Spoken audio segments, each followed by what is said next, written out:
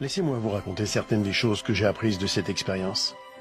Ce que Dieu m'a enseigné. J'étais un homme très pauvre. En fait, j'étais tellement pauvre que j'en étais malade, que je n'avais personne pour s'occuper de moi. Même les chiens venaient me lécher. À cause de ma condition, je me sentais insignifiant et sans espoir dans ce monde. Mais ma foi en Dieu n'a pas vacillé. Et à ma grande joie, lorsque j'ai ouvert les yeux au paradis, j'ai appris que je n'étais pas insignifiant pour Dieu. Il connaissait toutes mes pensées. Il savait même combien j'avais voulu rencontrer Abraham. Alors il l'a envoyé, lui Abraham, pour m'accueillir et me souhaiter la bienvenue. Lorsqu'Abraham, le père de notre foi, m'a salué, je fus envahi par la joie. Comment un tel homme béni de Dieu pouvait-il s'intéresser à moi? Apparemment abandonné de Dieu et sans utilité. Vous êtes-vous déjà senti ignoré, oublié, insignifiant? Dieu ne vous a pas oublié.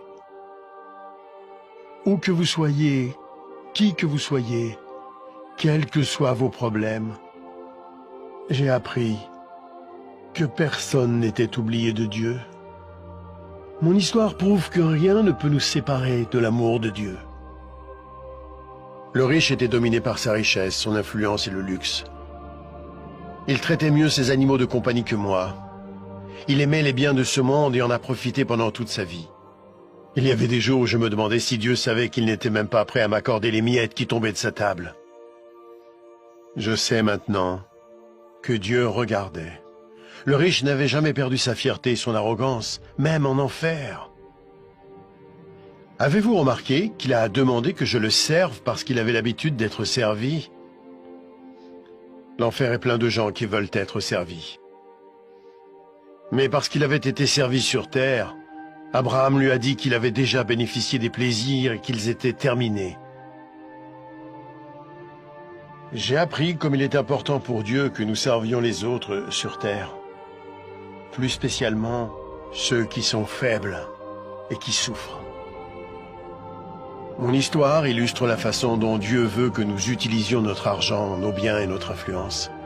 Il est clair qu'une courte période nous est accordée sur terre pour tester la façon dont nous utilisons ce que Dieu nous accorde, pour nous-mêmes ou pour les autres.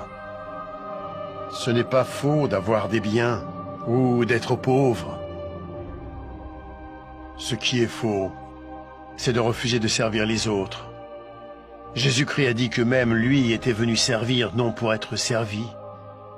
Si vous utilisez l'argent et tout ce que Dieu vous a donné pour servir les autres, il sera satisfait, quoi que vous possédiez. Vous pouvez vous interroger sur l'enfer et le paradis, et sur ce qui arrivera après votre mort. Christ viendra au dernier jour pour juger le monde.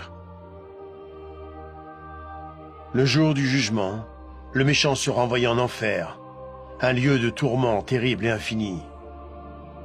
Mais le juste sera emmené au paradis.